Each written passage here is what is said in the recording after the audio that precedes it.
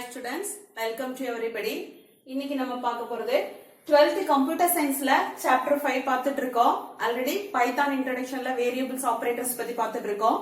அதுல டோக்கன்ஸ் பார்த்துட்டு இருக்கோம். டோக்கன்ஸ் முன்னாடி பார்த்ததுல 3 types of tokens பார்த்துட்டோம். இப்போ 4th வந்து நம்ம என்ன பார்க்க போறோம் அப்படின்னா டெலிமிட்டர்ஸ். 4th வந்து என்ன பார்க்க போறோம் டெலிமிட்டர்ஸ். முன்னாடி ஆபரேட்டர்ஸ் இதெல்லாமே பார்த்திருக்கோம். டோக்கன்ஸ்ல ஆபரேட்டர்ஸ், ஐடென்டிஃபையர்ஸ், கீவேர்ட்ஸ் இதெல்லாம் பார்த்திருக்கோம். அடுத்தது டெலிமிட்டர்ஸ். டெலிமிட்டர்ஸ் அப்படின்னா தமிழ்ல வரம்பு குறிகள். தமிழ்ல வரம்பு குறிகள். ஓகே, அது எதுக்காக யூஸ் பண்றோம் அப்படின்னா Python uses the symbols and symbol combinations as delimiters in expressions. சில எக்ஸ்பிரஷன்ஸ்ல இந்த பைத்தானோட டெலிமிட்டர்ஸ் நம்ம வந்து தனியாவோ அல்லது காம்பினேஷன் ஆஃப் டெலிமிட்டர்ஸோ அந்த சிம்பிள்ஸ் காம்பினேஷன் ஆஃப் சிம்பிள்ஸோ ஒன்னு சேர்த்து ஒரு சிம்பிள் தனியாவோ அல்லது காம்பினேஷன் ஆஃப் சிம்பிள்ஸ் சேர்த்தோ நம்ம வந்து பைத்தான்ல சில எக்ஸ்பிரஷன்ஸ்ல கொடுப்போம். அதுக்காக தான் இந்த டெலிமிட்டர்ஸ் யூஸ் பண்றோம். ஓகேவா? இதுக்கு எங்க யூஸ் பண்ணுவோம்னா லிஸ்ட், டிக்ஷனரி, ஸ்ட்ரிங்ஸ் இதெல்லாம் பின்னாடி படிப்போம். லிஸ்ட், டிக்ஷனரி, ஸ்ட்ரிங்ஸ் எல்லாம் பின்னாடி படிப்போம். அதுல யூஸ் பண்ணுவோம். என்னென்ன அப்படின்னா இங்க பாருங்க, ஓபன் parenthesis, க்ளோஸ் parenthesis, இது ஸ்கொயர் பிராக்கெட், இது curly brace, comma, colon, semicolon, full stop, ஓகேவா, டாட், அடுத்து equal to, single quotes, plus equal to, minus equal to, இந்த சிம்பிள்ஸ் எல்லாமே நம்ம என்ன பண்ணுவோம் டெலிமிட்டர்ஸா யூஸ் பண்ணுவோம், வரம்பு குறிகளா பயன்படுத்துவோம். ஓகேவா? இது ஒன் ஆஃப் த டோக்கன். ஓகேவா? நெக்ஸ்ட் அடுத்த டோக்கன் என்னன்னா லிட்ரல்ஸ். லிட்ரல்ஸ்னா நிலையுறுக்கள். நிலையுறுக்கள் லிட்ரல்ஸ்னா என்னன்னா ஒரு கான்ஸ்டன்டான வேல்யூ ஒரு வேரியபிளுக்கு கொடுக்கறோம் அப்படின்னா அதுதான் லிட்ரல். ஓகேவா? அந்த வேரியபிளோட வேல்யூ அந்த ப்ரோக்ராம் ஃபுல்லாவே சேஞ்ச் ஆகவே ஆகாது, கான்ஸ்டன்டாவே இருக்கும், எப்பவுமே மாறாது. That is literal. நிலையுறுக்கள் நிலையானதா இருக்கும். அதுல நிறைய டைப்ஸ் இருக்கு. ஃபர்ஸ்ட் லிட்ரல்ஸ்னா என்னன்னு சொல்றேன். Literal is a raw data given in a variable or constant.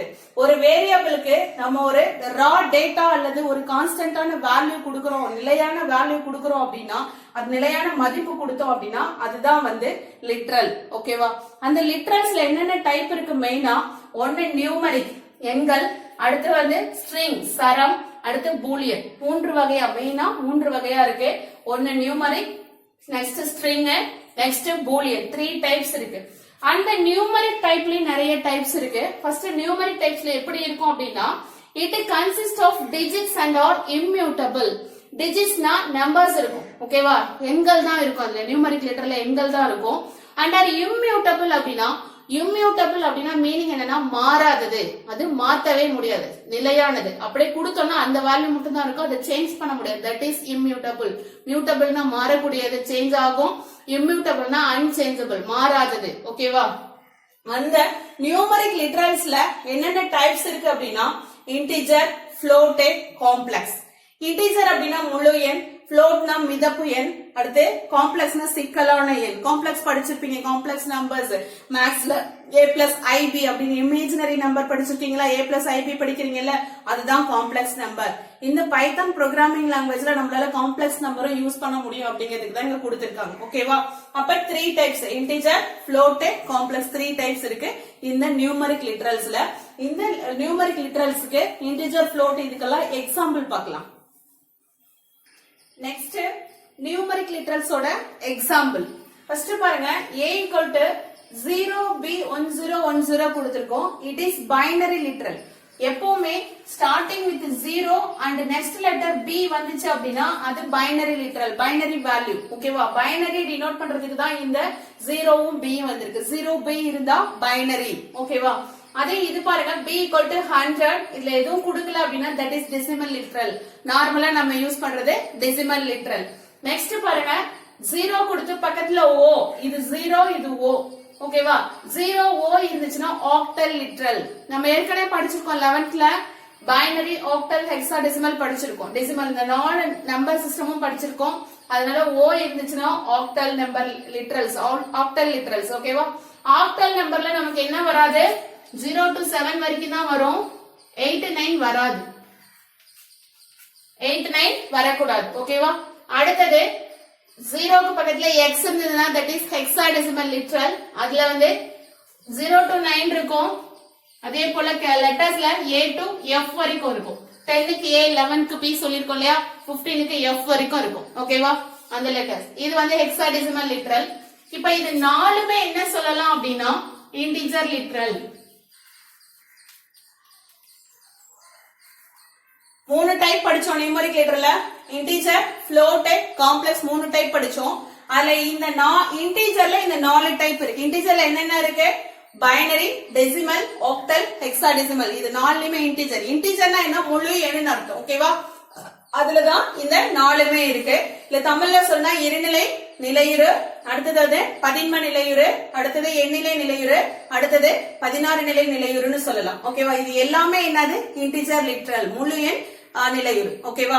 அடுத்தது பாத்தீங்கன்னா f equal to 10.5 அப்படிங்கிறது float லிட்ரல். floatனா மிதப்பு. ஓகேவா? பாயிண்ட் இருக்கனால அது floating பாயிண்ட். ஒரு வேல்யூ ஒரு வேரியபிள ஸ்டோர் பண்ண, ஒரு கான்ஸ்டன்டான வேல்யூ ஒரு வேரியபிள ஸ்டோர் பண்ணா அதுதான் லிட்ரல், அதுதான் நிலையுறு. இப்ப இந்த ப்ரோக்ராம் முடியற வரைக்கும் ஏவோட வேல்யூ இதுவே தான் இருக்கும், b ஓட வேல்யூ இதுவே தான் இருக்கும், சேஞ்ச் ஆகாது.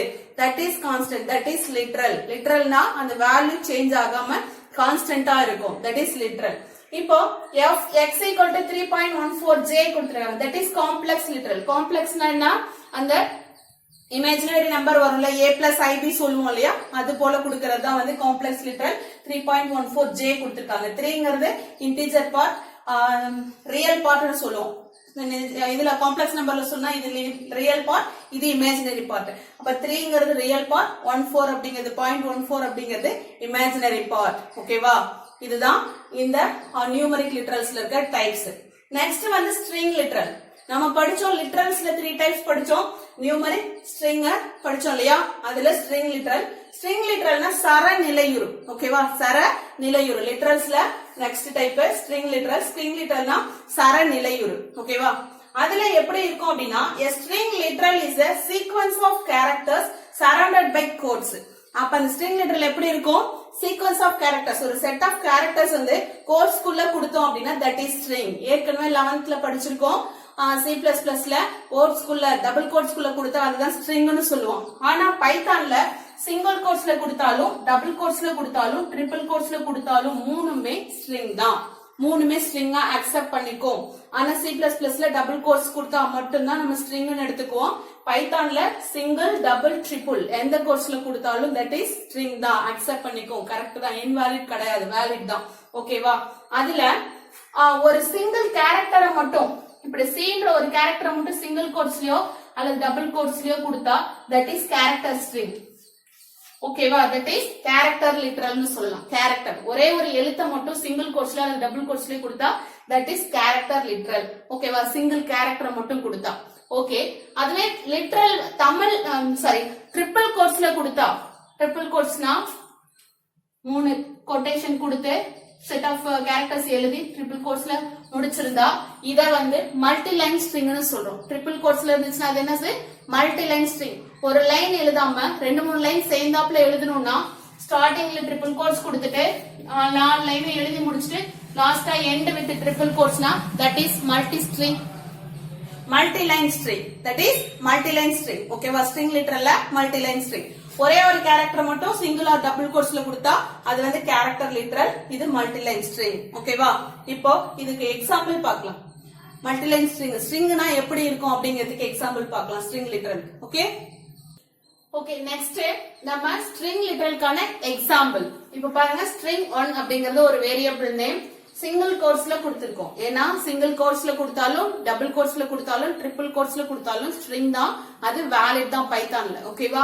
அப்ப சிங்கிள் கோட்ஸ்ல கொடுத்திருக்கிறது வேலிட், டபுள் கோட்ஸ்லயும் கொடுக்கலாம். அல்லது ஒரு சிங்கிள் கேரக்டரை சிங்கிள் கோட்ஸ்ல டபுள் கோட்ஸ்ல கொடுத்தா அது கேரக்டர் லிட்ரல், கேரக்டர் லிட்ரல்.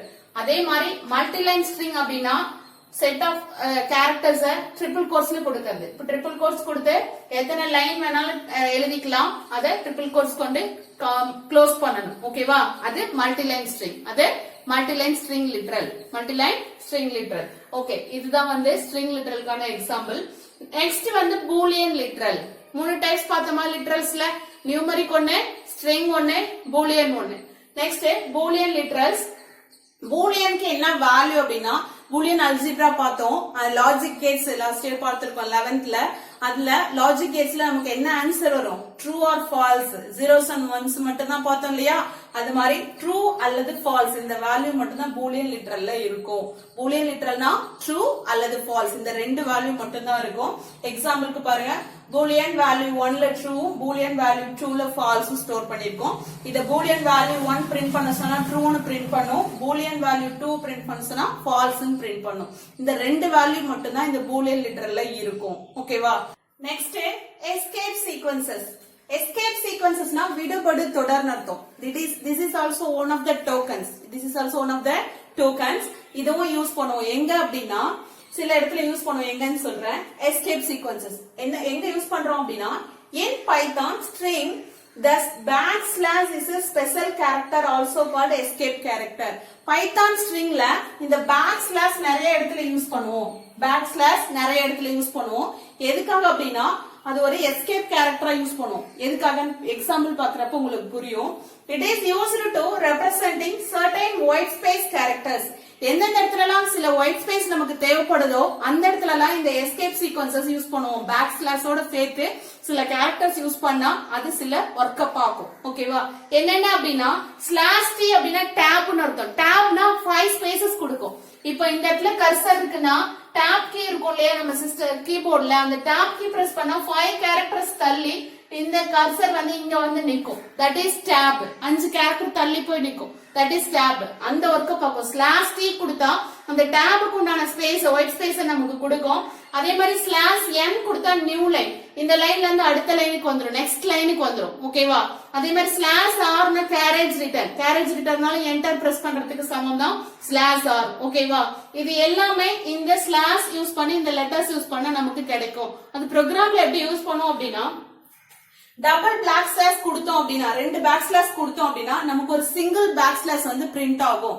இந்த பேக் ஸ்லாஷோட இன்னொரு பேக் ஸ்லாஷ் கொடுத்தோம்னா நம்ம அவுட்புட்ல பேக் ஸ்லாஷ் பிரிண்ட் ஆகும். எப்படி அப்படின்னா இங்க பாருங்க பிரிண்ட் ஆஃப். இப்ப டபுள் கோட்ஸ்குள்ள என்ன கொடுக்கறோமோ அப்படியே பிரிண்ட் ஆகும். பிரிண்ட்ல இப்ப டபுள் ஸ்லாஷ் கொடுத்திருக்கோம். ஓகேவா? டபுள் ஸ்லாஷ் கொடுத்திருக்கும் போது டெஸ்ட்னு கொடுக்கறோம். இப்ப நமக்கு இந்த இடத்துல சிங்கிள் ஸ்லாஷ் வந்து பிரிண்ட் ஆயிருக்கு. சோ ஒன்னு வந்து எஸ்கேப் சீக்வென்சஸ். ஓகேவா? ஒரு சிங்கிள் பேக் ஸ்லாஷ் வந்து எஸ்கேப் சீக்வென்ஸ், இன்னொன்னு வந்து நமக்கு பிரிண்ட் ஆகுது. அப்போ ஒரு பேக் ஸ்லாஷ் பிரிண்ட் ஆகும்னா ரெண்டு கொடுத்தோம்னா நமக்கு என்ன பண்ணும்? ஒன்னு பிரிண்ட் ஆகும். டபுள் கோட்ஸ்ல ரெண்டு கொடுத்தனா ஒன்னு பிரிண்ட் ஆகும். அதே போல நமக்கு ஒரு கொட்டேஷன் பிரிண்ட் ஆகணும் நமக்கு அப்படின்னா பேக் ஸ்லாஷ் கொடுத்து கோட்ஸ் கொடுத்தோம்னா டபுள் கோட்ஸ்குள்ள கொடுக்கும்போது ஆட்டோமேட்டிக்கா அந்த கோட்ஸ் பிரிண்ட் ஆகும். சிங்கிள் கோட்ஸ் இந்த இடத்துல கொடுத்திருக்கோம். பிரிண்ட் டசன்ட் அப்படின்னு எழுதுறதுக்கு இந்த இடத்துல கொட்டேஷன் கொடுத்து ஸ்லாஷ் கொடுத்திருக்கேன். சோ அந்த கோட்ஸ் அப்படியே பிரிண்ட் ஆயிருக்கு. ஓகேவா? அடுத்து சாரி இந்த பக்கம் வரணும். ஓகேவா? இப்படி. ஓகேவா? அடுத்தது நமக்கு ஒரு டபுள் கோட்ஸ் எனக்கு பிரிண்ட் ஆகணும் அப்படின்னா பிரிண்ட் பைத்தான். இங்க பாருங்க பைத்தான் வந்து டபுள் கோட்ஸ்குள்ள இருக்கணும்னு ஸ்லாஷ் கொடுத்து டபுள் கோட்ஸ் ஸ்லாஷ் கொடுத்து டபுள் கோட்ஸ் கொடுத்தா இத டபுள் கோட்ஸ்குள்ள கொடுத்திருக்கோம். சோ இந்த ஸ்லாஷ் ரெண்டுக்கும் பதிலா இந்த பைத்தான்ங்கிறது டபுள் கோட்ஸ்குள்ள வந்திருக்கு. ஓகேவா? ஸ்லாஷ் கொடுத்து பக்கத்துல என்ன கொடுக்கறோமோ அது அப்படியே பிரிண்ட் ஆகுங்கிறது தான் ஓகே இங்க. ஓகேவா? அடுத்து ஒரு நியூ லைன் கேரக்டர் ஒரு புது லைனுக்கு வரணும் அப்படின்னா இங்க பாருங்க பைத்தான் ஸ்லாஷ் n கொடுத்து லாங்குவேஜ் கொடுத்திருக்காங்க. அப்ப பைத்தான் மேல லைன்ல நியூ லைன் அடுத்த லைனுக்கு வந்து லாங்னு வந்துரும். இது என்ன பண்ணும்? அடுத்த லைனுக்கு கொண்டு வந்துரும் அவுட்புட். ஓகேவா? அடுத்தது பாத்தீங்கன்னா ஸ்லாஷ் டி. இது வந்து tab 5 ஸ்பேஸ் கொடுப்போம் இல்லையா? அது மாதிரி இதே மாதிரி எழுதும் போது இங்க ஸ்லாஷ் டி கொடுத்திருந்தோம் அப்படின்னா இதே எக்ஸாம்பிள் எழுதுறோம். இந்த n-க்கு பதிலா t கொடுத்திருக்கோம். சோ இந்த இடத்துல என்ன பண்ண அவுட்புட் பைத்தான் 5 ஸ்பேஸ் கொடுத்து அப்புறம் லாங்குவேஜ்னு பிரிண்ட் ஆகும். இது ரெண்டும் உங்க புக்ல பாத்தீங்கன்னா தப்பா கொடுத்திருப்பாங்க, கரெக்ட் பண்ணிக்கோங்க. இது வந்து நியூ லைனுக்கு அடுத்த லைனுக்கு வந்துரும். இது வந்து இடையில ஸ்பேஸ் கொடுத்து கொடுத்திருப்பாங்க. ரெண்டுமே உங்க பைத்தான் லாங்குவேஜ் ஒன்னாவே கொடுத்திருப்பாங்க. ரெண்டுமே தப்பு. இந்த மாதிரி எழுதிக்கணும். ஓகேவா? இப்ப எஸ்கேப் சீக்வென்சஸ் எப்படி ஒர்க் ஆகுதுன்னு தெரியுதா? இந்த ஸ்லாஷ் கொடுத்து பக்கத்துல என்ன கொடுக்கறோமோ அதுக்கான மீனிங். ஓகேவா? ஸ்லாஷ் கொடுத்து பக்கத்துல ஸ்லாஷ் கொடுத்தா ஸ்லாஷ் பிரிண்ட் ஆகும். பக்கத்துல கோட்ஸ் கொடுத்தா கோட்ஸ் பிரிண்ட் ஆகும். டபுள் கோட்ஸ் கொடுத்தா டபுள் கோட்ஸ் பிரிண்ட் ஆகும். அதே மாதிரி n கொடுத்தா நியூ லைனுக்கு வந்துரும். t கொடுத்தா 5 ஸ்பேஸ் கொடுக்கும், tab கொடுக்கும். இதெல்லாம் ப்ரோக்ராம்ல நம்ம யூஸ் பண்ணிக்கலாம். ஓகேவா? அடுத்த டாபிக் பார்க்கலாம். Next Python data types. தரவின் வகைகள். தரவின் வகைகள் பைத்தான்ல என்னென்ன டேட்டா டைப்ஸ் யூஸ் பண்றோம், என்ன தரவின் வகைகள் இருக்கு அப்படின்னா நம்பர் இருக்கு, ஸ்ட்ரிங் இருக்கு, பூலியன் இருக்கு, டப்பிள்ஸ் இருக்கு, லிஸ்ட் இருக்கு, டிக்ஷனரிஸ் இருக்கு. இத்தனை வகையான டேட்டா டைப்ஸ் இருக்கு. இந்த மூணும் ஆல்ரெடி நமக்கு தெரியும். C++ யூஸ் பண்ணிருக்கோம். நியூமரிக். ஓகேவா? அடுத்து ஸ்ட்ரிங், அடுத்து பூலியன். நியூமரிக்ல இன்டிஜர், ஃப்ளோட்டிங் யூஸ் பண்ணிருக்கோம். அடுத்து ஸ்ட்ரிங் யூஸ் பண்ணிருக்கோம். பூலியன் யூஸ் பண்ணிருக்கோம். இது 3 டேட்டா டைப்மே ஆல்ரெடி நமக்கு தெரியும். நம்ம படிக்காத டப்பிள்ஸ், டியூபிள்ஸ் சொல்லலாம், டப்பிள்ஸ் சொல்லலாம். அடுத்து லிஸ்ட், டிக்ஷனரி, இது 3 புதுசா பின்னாடி படிப்போம். இந்த 6 டேட்டா டைப்ஸ் இருக்கு. நம்பருக்கு எண், ஸ்ட்ரிங்னா சரம், பூலியனா பூலியன் தான், டப்பிள்ஸ்னா டியூபிள்ஸ், டப்பிள்ஸ் சொல்லலாம். அடுத்து லிஸ்ட், டிக்ஷனரி, தமிழ்ல அப்படியே தான் சொல்லணும். ஓகேவா? இப்போ நம்பர்னா நம்பர்ல என்னென்ன டேட்டா டைப்ஸ் இருக்கு அப்படின்னா integer, float, complex. Integer, float, complex 3 types இருக்கு. அந்த இன்டிஜர்ல இப்ப பார்த்ததுதான் முன்னாடி, ஓகேவா? லிட்டரல்ஸ்ல பார்த்தோம்ல அது போலதான் இன்டிஜர், ஃப்ளோட், காம்ப்ளெக்ஸ் 3 இருக்கு. இன்டிஜர்ல 3 டைப்ஸ் ஆஃப் பிரிக்கலாம். Decimal, hexadecimal, octal. Decimal, hexadecimal, octal 3 types of பிரிக்கலாம். அந்த நம்பர்ஸ் எப்படி டினோட் பண்ணும் அப்படின்னா டெசிமல் நம்பர்ஸ் எப்பவும் போல நார்மலா நம்பர்ஸ் இருந்துச்சுன்னா இந்த டெசிமல்னு சொல்லலாம். அதே ஹெக்ஸாடெசிமல்னா எக்ஸ் டினோட் பண்ணிருக்கோம், எக்ஸ்னு டினோட் பண்ணிருக்கோம். ஆக்டல்னா ஓன் டினோட் பண்ணிருக்கோம், ஆக்டல்னா ஓன் டினோட் பண்ணிருக்கோம். ரெண்டுலயுமே கேபிட்டல் எக்ஸ் கொடுத்தாலும் கரெக்ட் தான், ஸ்மால் எக்ஸ் கொடுத்தாலும் கரெக்ட் தான். இதுலயும் கேபிட்டல் ஓ, ஸ்மால் ஓ, எந்த ஓ கொடுத்திருந்தாலும் கரெக்ட் தான். அப்ப 2 லோயர் கேஸ் ரெண்டுமே கரெக்ட் தான், வேலிட் தான். ஓகேவா? இப்போ இங்க கொடுத்திருக்க நம்பர் பாருங்க, 102, 105 வந்து டெசிமல் நம்பர். இங்க முன்னாடி ஓ கொடுத்து 103, கேபிட்டல் ஓ, ஸ்மால் ஓ கொடுத்து 432, ரெண்டுமே ஆக்டல் தான். அடுத்தது ஓ கொடுத்து எக்ஸ் கொடுத்துருக்காங்க, capital X 2c, c also hexadecimal number. A B C D E F வரைக்கும் கொடுக்கலாம் இல்லையா? 10, 11, 12, 13, 14, 15 வரைக்கும் ABCD தான் யூஸ் பண்ணுவோம். லாஸ்ட் இயர் படிச்சிருக்கோம் 11th நம்பர் சிஸ்டத்துல. அது போல இப்ப 2cங்கிறது வேலிட் தான். அதே மாதிரி ஸ்மால் எக்ஸ் கொடுத்தாலும் EF வேலிட் தான், அது ஹெக்ஸாடெசிமல். ஓகே, அடுத்தது லாங் இன்டிஜர். லாங் இன்டிஜர்னா இன்டிஜர் வேல்யூ இன்னும் எக்ஸ்ட்ரா எத்தனை பிட் வந்து யூஸ் பண்ணலாம். லாங் இன்டிஜர்னா அதிகமா யூஸ் பண்ணலாம். இன்டிஜர் மட்டும்னா கம்மியான இன்டிஜர் நம்பர் தான் யூஸ் பண்ண முடியும். அதே லாங் இன்ட்னா அதிகமான டிஜிட்ஸ் யூஸ் பண்ணலாம். அதுக்காக L ன்னு டினோட் பண்றோம். இந்த L வந்து கேபிட்டல் மட்டும் தான் யூஸ் பண்ணும், அப்பர் கேஸ் மட்டும் தான் யூஸ் பண்ணும், லோயர் கேஸ் L யூஸ் பண்ண கூடாது. ஓகேவா? அப்ப L கொடுத்திருந்தா அது லாங் இன்டிஜர்னு அர்த்தம். இந்த X கொடுத்திருந்தா ஹெக்ஸாடெசிமல் அர்த்தம், O கொடுத்திருந்தா ஆக்டல் அர்த்தம். நம்பருக்கு முன்னாடி O இருந்தா ஆக்டல் நம்பர், X இருந்தா ஹெக்ஸாடெசிமல் நம்பர். அதே வந்து ஹெக்ஸாடெசிமல் கொடுக்கும்போது OX ன்னு கொடுக்கணும். ஓகேவா? அதே மாதிரி L கொடுத்திருந்தா லாங் இன்டிஜர். ஓகே, இது எல்லாமே டேட்டா டைப்ஸ். இப்போ நியூமரிக் நம்பருக்கு, இன்டிஜருக்கு நம்ம எக்ஸாம்பிள் பார்த்தோம். அதே மாதிரி ஃப்ளோட்டுக்கு, காம்ப்ளெக்ஸ்ல பார்க்கலாம். ஃப்ளோட் டேட்டா டைப், மிதப்பு புள்ளியன். ஓகேவா? Float data type. இந்த ஃப்ளோட் டேட்டா டைப்ல எப்படிப்பட்ட டேட்டா அப்படின்னா floating point data is represented by a sequence of decimal digits that includes a decimal point. அப்ப பாயிண்ட் வச்சு ஒரு நம்பர் போடுறது. ஓகேவா? 3.5, 26.43 இந்த மாதிரி எழுதுறது floating point data ன்னு சொல்றோம், மிதப்பு புள்ளியன். ஓகேவா? இது ஏற்கனவே படிச்சிருக்கோம் C++ல. ஓகே, அடுத்தது வந்து எக்ஸ்போனன்ட் டேட்டா.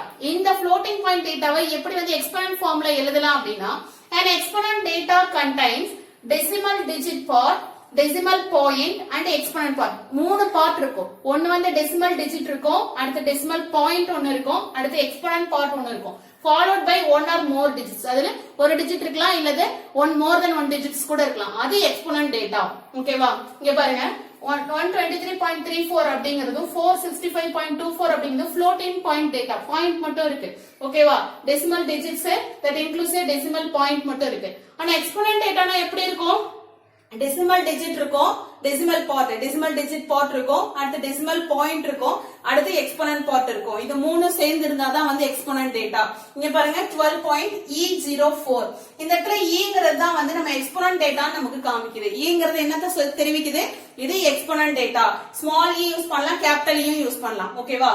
இதனுடைய மீனிங் என்ன அப்படின்னா 12 into 10 power 4 ன்னு அர்த்தம். இதுக்கு E போட்டிருந்தா into 10 power இந்த நம்பர்னு அர்த்தம். ஓகேவா? இதுக்கு என்ன அர்த்தம்? 24 into 10 power 4. ஓகேவா? இப்படிதான் சொல்லுவோம். இந்த இடத்துல -4 இருந்துச்சுன்னா -4 நீங்க போடணும். ஓகேவா? அப்ப க்கு என்ன அர்த்தம்? into 10 power அர்த்தம். That is exponent data. இது 2 மார்க்ல எப்பவும் கேட்டே இருப்பாங்க, எக்ஸ்போனன்ட் டேட்டானா எப்படி இருக்கும் அப்படின்னு சொல்லிட்டு. இந்த எக்ஸ்போனன்ட் டேட்டானா decimal digit part, decimal point, exponent part followed by one or more digits இருக்கும். அதே மாதிரி இது ஒரு எக்ஸாம்பிள் எழுதி நம்ம கொடுக்கணும். ஓகேவா? That is floating point data. Next வந்து Boolean data type. Boolean data type ஏற்கனவே நம்ம பார்த்திருக்கோம். True value, false value. True அல்லது ஃபால்ஸ் இந்த ரெண்டு வேல்யூ தான் பூலியன் டேட்டா டைப்ல இருக்கும். அந்த ரெண்டு வேல்யூ தான் ஸ்டோர் பண்ணுவோம். ஓகேவா?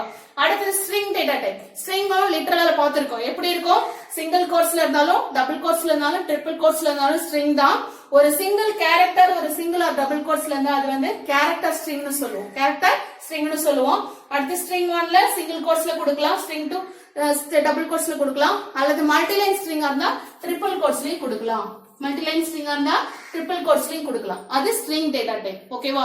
இப்ப டேட்டா டைப்ஸ் ஃபுல்லா பாத்துருக்கோம். ஓகேவா? இப்போ இதோட இந்த லெசன் முடிஞ்சி. நெக்ஸ்ட் லெசன்ல பார்க்கலாம்.